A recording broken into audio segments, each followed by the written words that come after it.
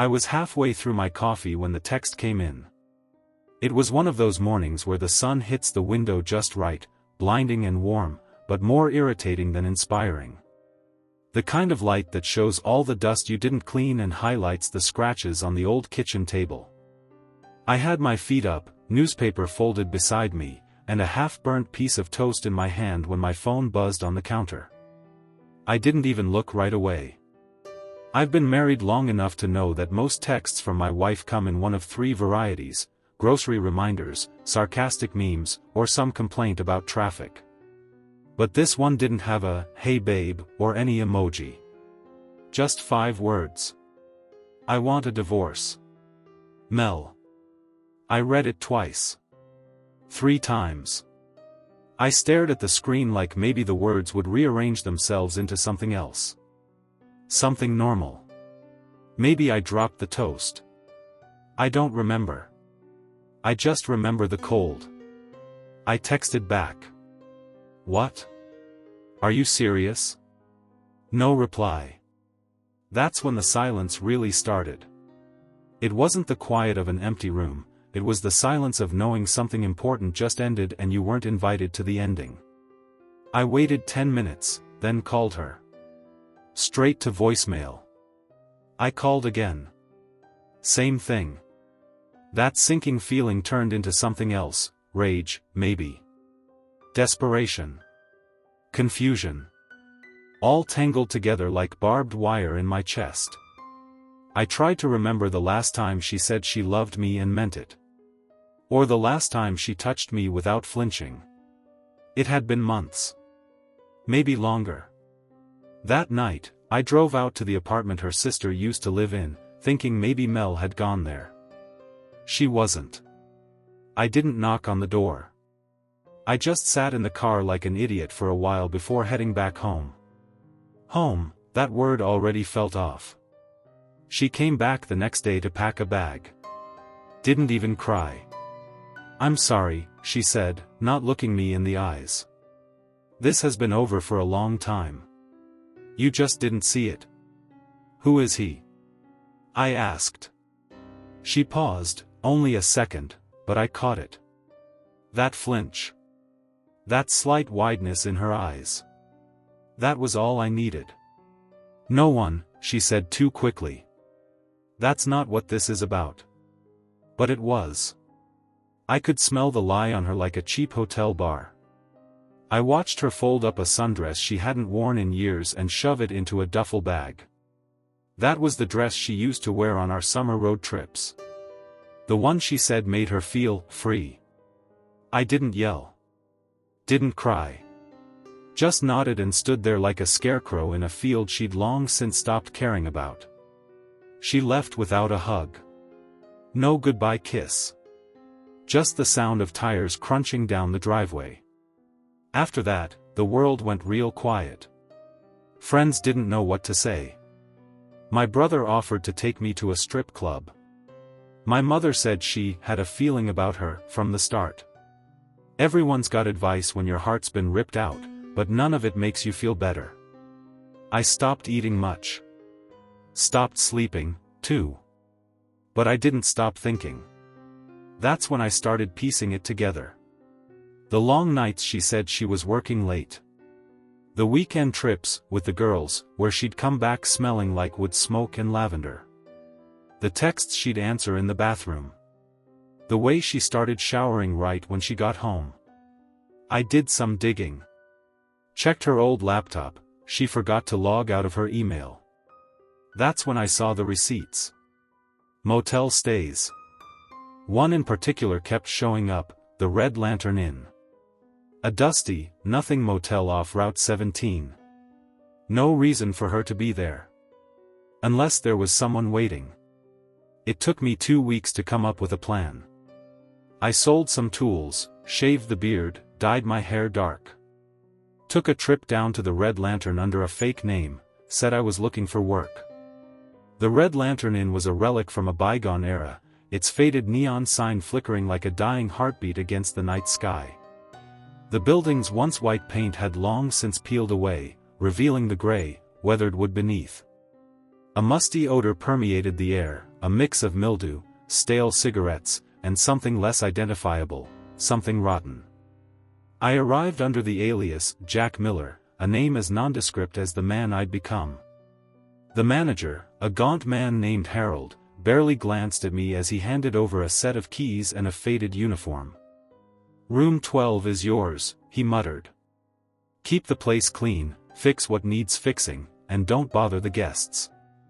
Room 12 was a cramped space with a sagging bed, a flickering lamp, and a window that refused to open. The wallpaper peeled at the corners, revealing water-stained plaster. It was perfect. Days at the Red Lantern blurred together. I cleaned rooms, unclogged toilets, and replaced light bulbs that seemed to burn out faster than they should. The guests were transient, truckers, drifters, and couples seeking anonymity. None stayed long, and none asked questions. I kept a low profile, speaking only when necessary. At night, I sat by the front desk, watching the security monitors, waiting. Each time a car pulled into the lot, my heart raced. But it was never her. I began to catalog the guests, noting their habits and routines. A man in room 5 always left at 3 a.m., returning with a different woman each time.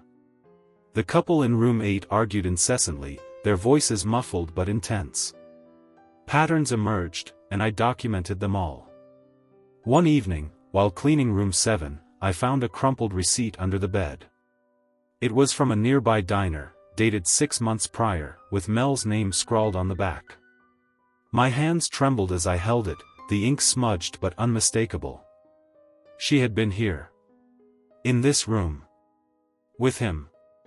I sat on the edge of the bed, the weight of the discovery pressing down on me. The room seemed to close in, the walls narrowing, the air thickening. I could almost hear their laughter, their whispers, the creak of the bed springs. That night, I couldn't sleep. I lay in my room, staring at the ceiling, the receipt clutched in my hand. Images of Mel and her lover flooded my mind, each more vivid than the last. I imagined their conversations, their touches, their betrayals. Days turned into weeks, and my obsession deepened. I began to see Mel's face in every woman who checked in. Her voice echoed in the halls, her laughter in the wind. I questioned my sanity, but I couldn't stop. I started to keep a journal, documenting my thoughts, my observations, my plans. The pages filled quickly, my handwriting growing more erratic. I wrote about justice, about betrayal, about retribution. The Red Lantern became my world, its decaying walls a reflection of my own deteriorating mind. I found solace in its darkness, its isolation. It was here that I would confront my past, and perhaps, find closure. Days slipped into one another like oil and water, not mixing, just swirling around the same drain. The only measure of time I had anymore was the rotation of faces behind the motel's sagging curtains. Some smiled. Some cried. Some screamed. No one stayed long. But I stayed.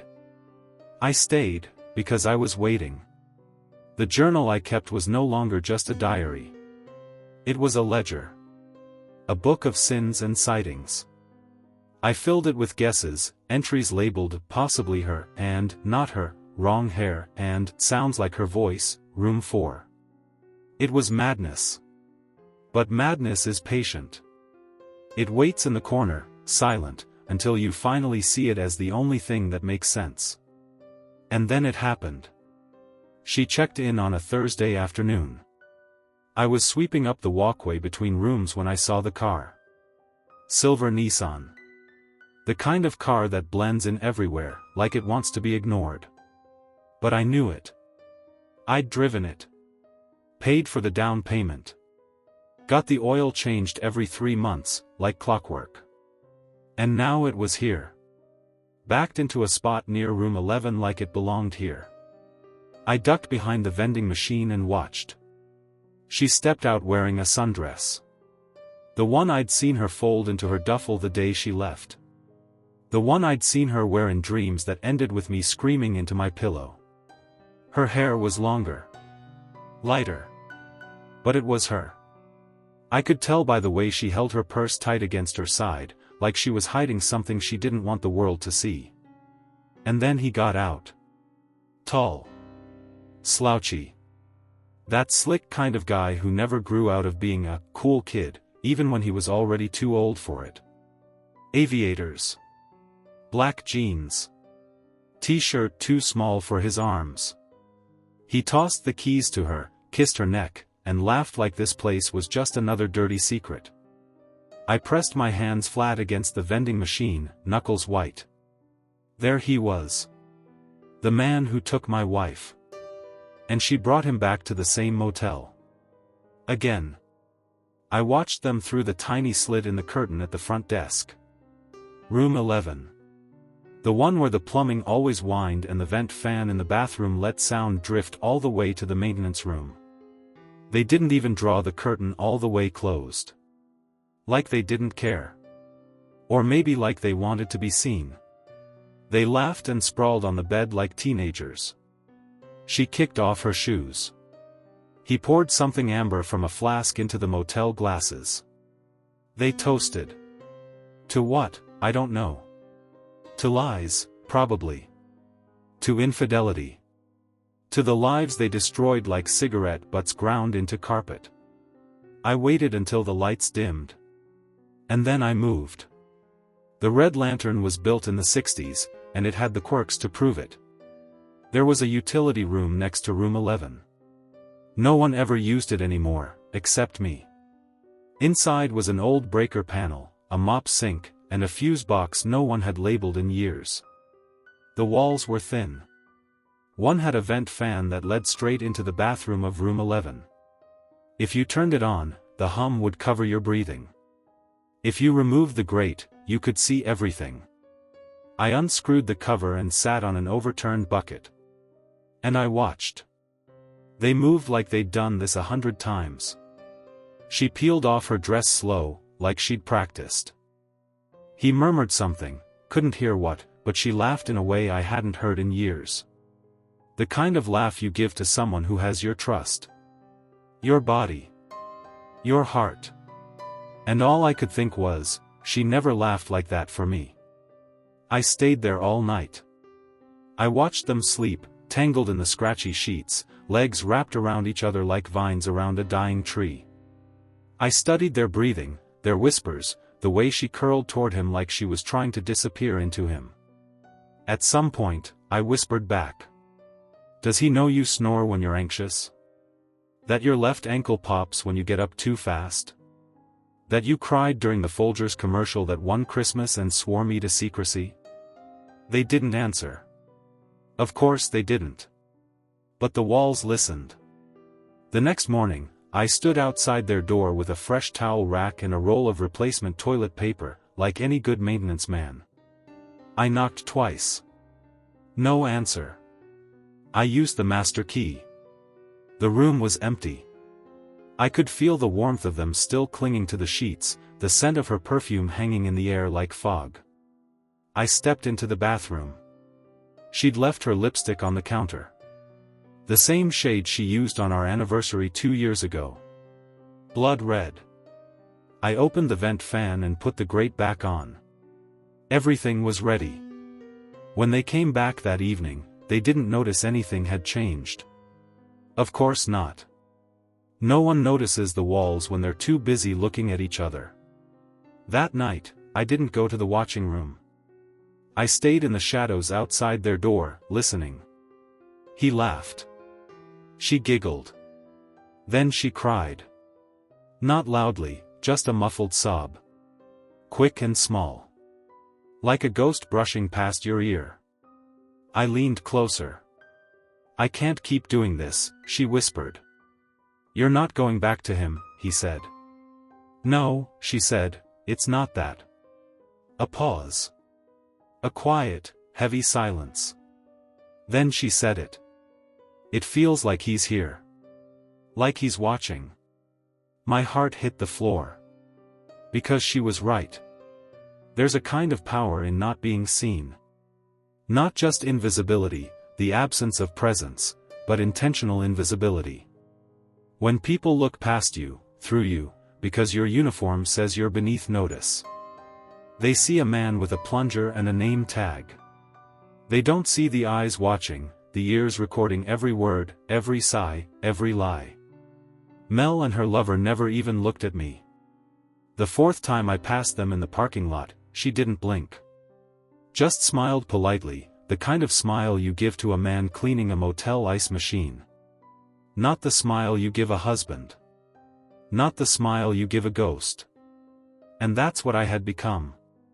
The changes were small at first. On Friday morning, while they were out getting pancakes, I unscrewed the shower head in room 11 and filled it with a little powdered rust scraped from the pipes behind the furnace. It made the water run orange. Metallic. Stained her towel. That night, she spent 20 minutes scrubbing her skin raw, trying to erase the filth. I watched from the utility room. Saturday, I reset the TV to play nothing but static. Every channel. No cable, no signal. Just a screen full of snow and whispering white noise. They called the front desk. I answered in a voice they didn't recognize. Sorry, storm knocked out the line. Should be back by Monday. It was a lie. There was no storm. There was no cable either. I'd cut the line myself. That night, the static stayed on while they slept. Neither of them got up to turn it off. I think they were hoping the sound would drown something else out. Something they were beginning to feel crawling in the corners. I slipped things into their room. A matchbook from a steakhouse they'd never been to. A pair of earrings she lost last Christmas, ones I'd taken from her drawer while she was at work. A hairbrush, identical to hers, but with a few long strands of dark hair that weren't her color. She found it in the sink. She didn't scream. She didn't even say anything. Just stared at it like it had grown there, like it had rooted itself in the basin and was feeding on something inside her. That night, they didn't touch each other. Sunday, I moved the bed 2 inches to the left. No reason. No logic. Just enough to make it feel off. Like someone had nudged their world out of place. He noticed. Did you move this? He asked. She said no. They argued. Quietly. Carefully. As if someone might be listening. Monday morning, he came down to the desk. I was there, reading the paper. He looked around, eyes scanning the office, the cracked ceiling, the dusty blinds. You got cameras? I shrugged. Old ones. Only in the lobby. Didn't know they still worked. He nodded, but he didn't believe me. I could tell. Someone's been in our room, he said. I raised an eyebrow. Housekeeping. No. I mean, someone's been in there. Things are moving. Off. I smiled. Sometimes things move on their own in this place. He stared at me for a second too long. Then he left. That afternoon, I slipped into room 11 while they were at the diner again. I opened her suitcase. I found her perfume. Same bottle. Same scent. I sprayed it once in the air and whispered, "You wore this the night you told me you'd never lie to me." Then I zipped it back up. When they returned, she sat on the edge of the bed, face pale. "Do you smell that?" she asked him. "What?" "My perfume." He sniffed. "I don't smell anything."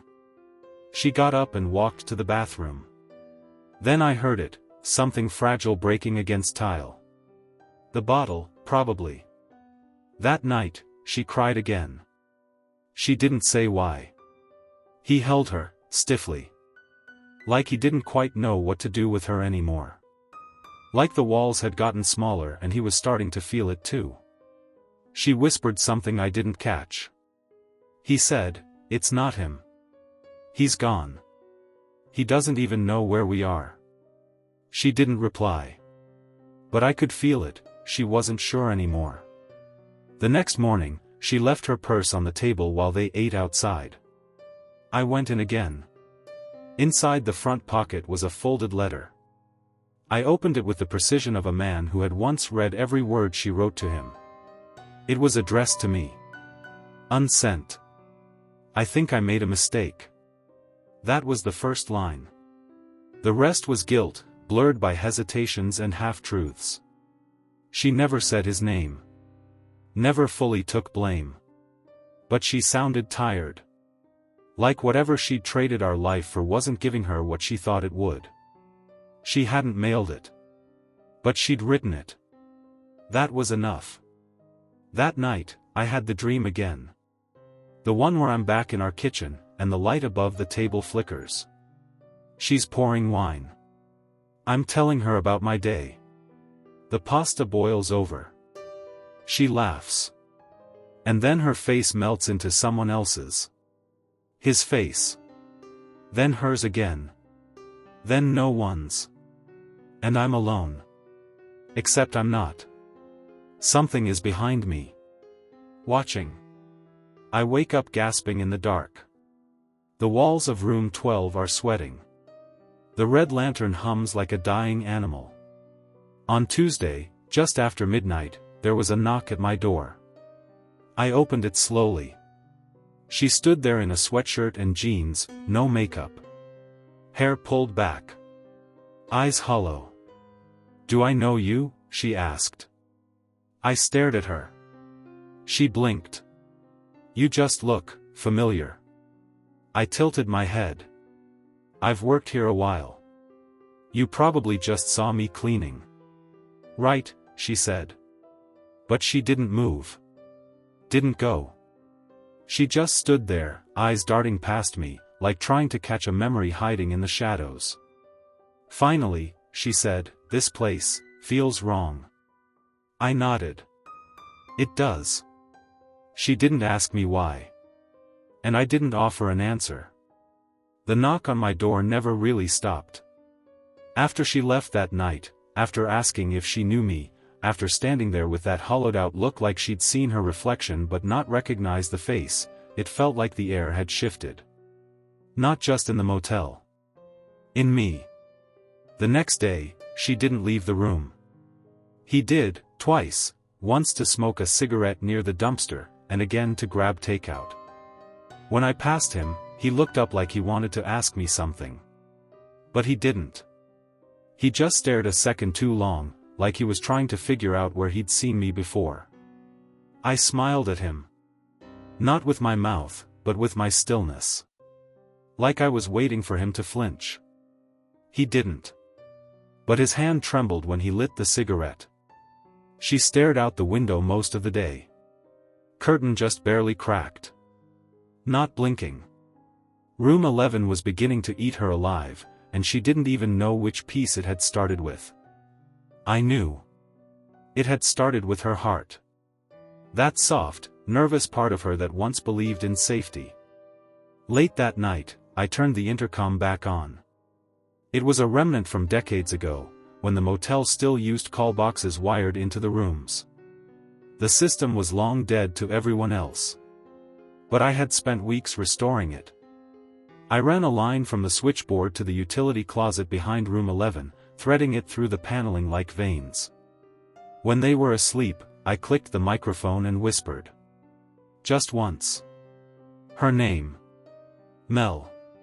Nothing more. And then I turned it off. She woke up gasping. I heard it through the vent. She shook him. Asked if he said something. He didn't answer right away. Still fogged by sleep, or pretending to be. She didn't go back to sleep for hours. I could tell. She left the bathroom light on. You spend enough time in a place like this, it stops being a building. It becomes a body. A nervous system.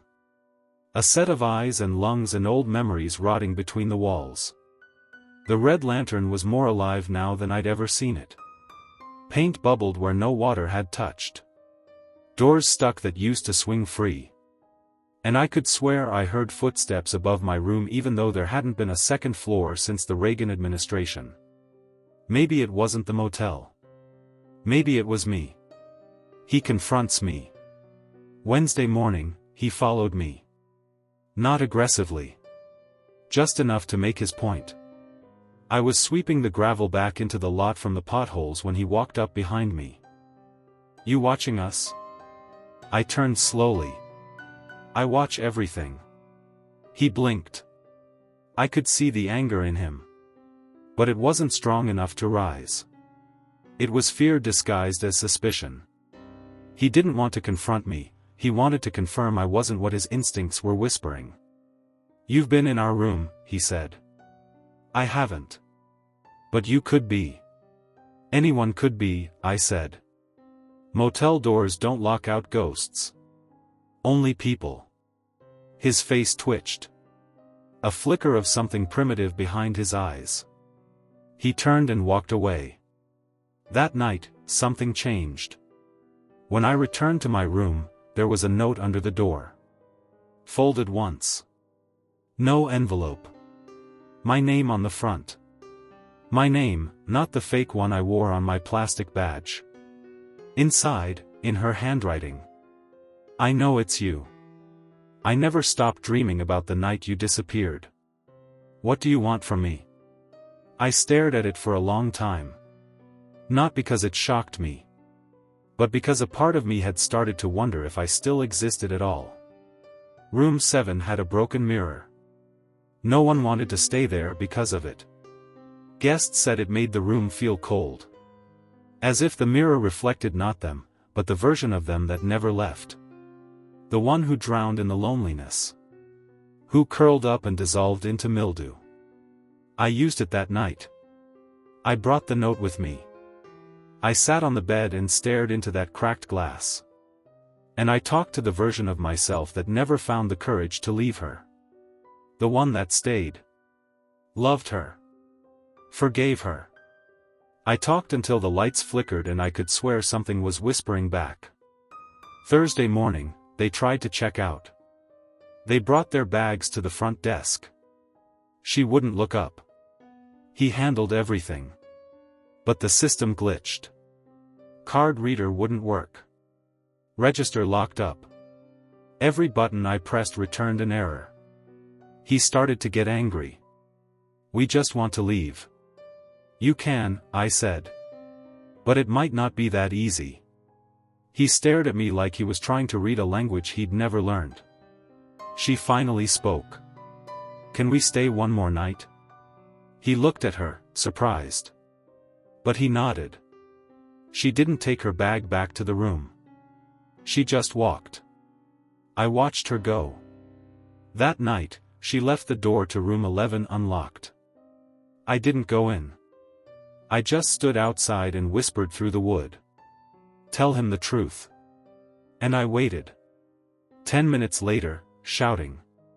The kind of shouting that opens old wounds like surgical tools.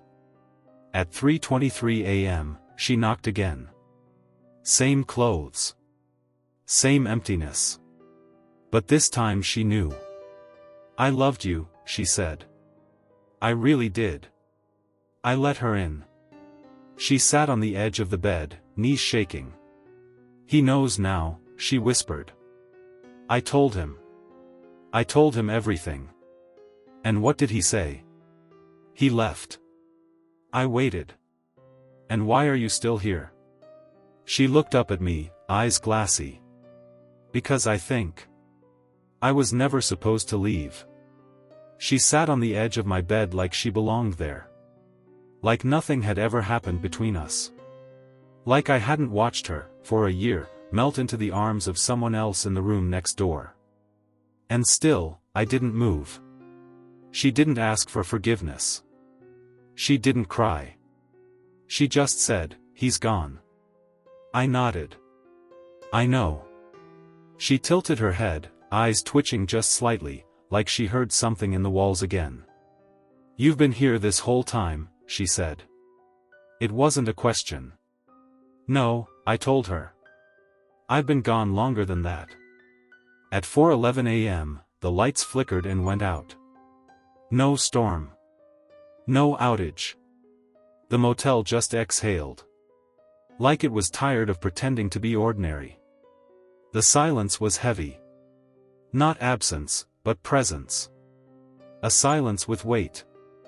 She looked around, hugging her arms across her chest. What is this place? A graveyard, I said. 4 promises. You're not well, she whispered. You're just now realizing that? She flinched. I thought maybe you wanted to hurt me. I do. Then why haven't you? I looked her in the eye. Because you already live in the hurt. You just don't call it by its name. We walked to room 11 together. She didn't ask me why. Maybe she knew it was always going to end there. When we opened the door, the room looked different. Cleaner. Tighter. The bed was made perfectly, but the pillow had the faint shape of someone who'd just left. The lamp flickered even though it was unplugged. And on the nightstand sat a photograph that neither of us had ever taken, us, on our wedding night. Except in the photo, we were standing in room 11. She staggered back. What is this? I didn't answer. Because I didn't know. Not really. Behind the wall panel, where I'd first heard their laughter, months ago, when I'd started listening, I had hidden something.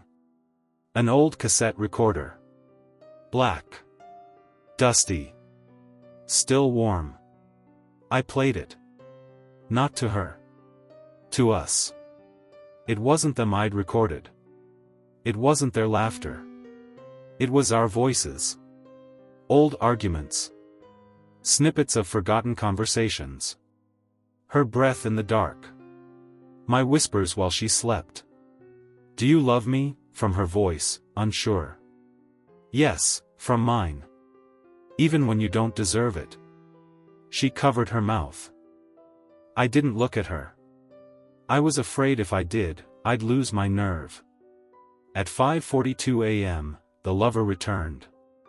He didn't knock. He didn't call her name. He just opened the door to room 11 like he never left. He didn't look at me. Only at her. His eyes were wild now. Sweaty. His collar undone. He's not dead, he said. She stood up, trembling. What? He's not dead, the man repeated, pointing at me. He never died. He's here. He's been here. Watching. This whole time. Of course I'm not dead, I said softly. You're a ghost. He said it like he wanted it to be true. Like it would make him innocent again. I told them both to sit. They didn't move. I smiled. You want to know what I am? I asked. Neither of them spoke. I walked to the dresser and opened the top drawer. Inside, 2 black and white photographs. One of me, alone, standing by the red lantern sign. 2009. The other, same position, same clothes, but this time, he stood beside me. Even though we never met. Even though that photo never existed. Time slips here, I said. It doubles back on itself. You keep doing the same thing, expecting forgiveness. But this place doesn't give that. What does it give? She whispered. A mirror. She collapsed to her knees. I didn't mean for it to happen, she said. I know. I thought you were dead. I told people you were. I know. And I hated myself every day after that. I don't believe that part. She looked up at me, something shattering in her face. I tried to leave this place. I tried. But I keep waking up here. That's because you never left. I checked out. We packed. We drove. Where'd you go? Silence. We got lost. I nodded. Everyone does. The lover laughed. Not a laugh of joy. A brittle, unraveling laugh. "You two are insane," he said. "This place is, none of this is real." He backed up toward the hallway. "I'm leaving. I'm done. You can rot in this dump, both of you." He turned to go. And the hallway was gone. Just wall. Like the motel had sealed him in. He turned back, eyes wide. "What the hell is this?" "Stay," I said gently. "You belong here now." He ran to the bathroom. And screamed. I didn't stop him. Some doors you have to open yourself. There is a room beneath the motel. Not on any map. Not in any blueprint.